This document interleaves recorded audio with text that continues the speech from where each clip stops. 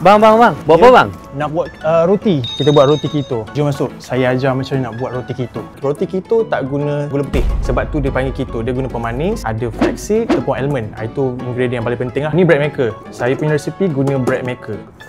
Saya bukan pengamal keto diet tapi saya suka keto punya produk. So saya buatlah. Starting nak buat dessert sebenarnya. Sekarang dah ada roti dengan kek keto. Roti keto ni basically untuk orang yang tak boleh makan roti. Contoh orang kecil manis, diabetik. Ni yeast. Selalunya roti nak naikkan yeast dia kena ada gula kan. Tapi kita tak guna gula. Kita guna inulin. Dia yang aktifkan yeast tu. Lepas ni just tinggal letak air dengan telur.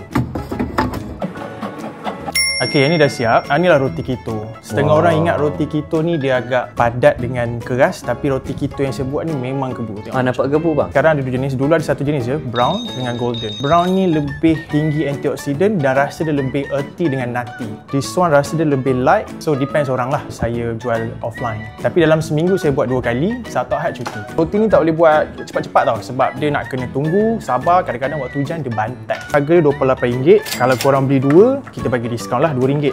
Kenapa harga dia RM28 satu loaf ni? Sebab bahan-bahan dia. Kita guna flaxseed, kita guna tepung almond.